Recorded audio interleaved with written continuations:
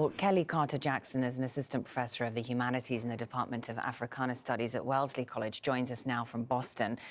So beyond the event surrounding the death of George Floyd, explain to us what this trial means, what it represents to many people there, particularly those who are now enraged and demonstrating on the streets of Minnesota after the shooting of 20-year-old Duante Wright.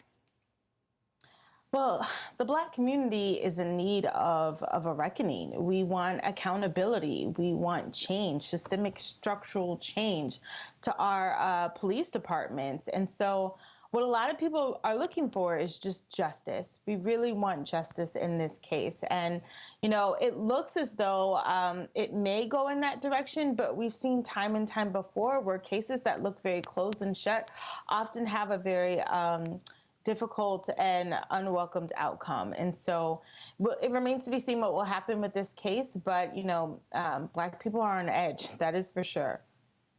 You know, there have obviously been protests and demonstrations happening for many years now.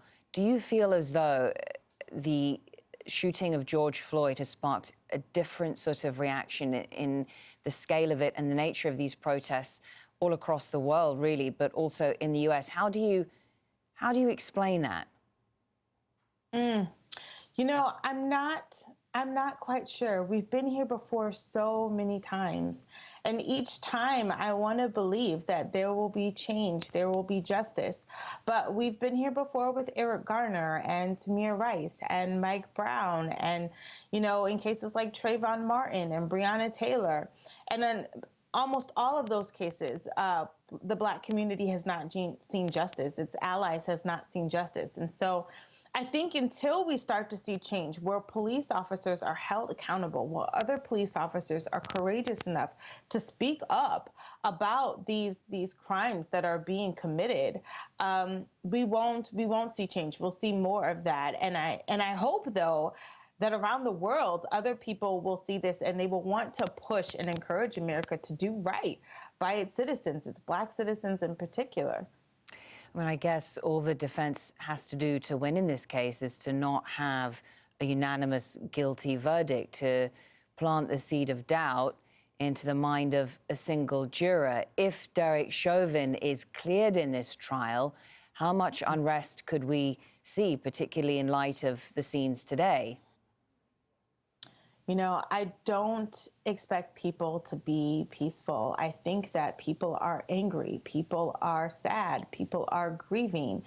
And I do think that they should be entitled to those emotions and to those feelings. I hope that people will remain peaceful, but I think a community can only take so much. And so I really hope that the outcome is that, you know, Derek Chauvin serves a prison sentence and that he faces, you know, accountability for his actions.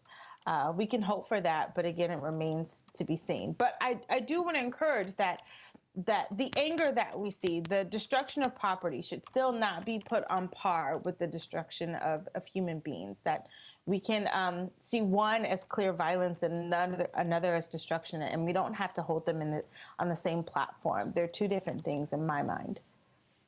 Well, thank you very much for sharing your thoughts with us. Appreciate it. Kellie Carter-Jackson, Assistant Professor of Humanities there at Wellesley College.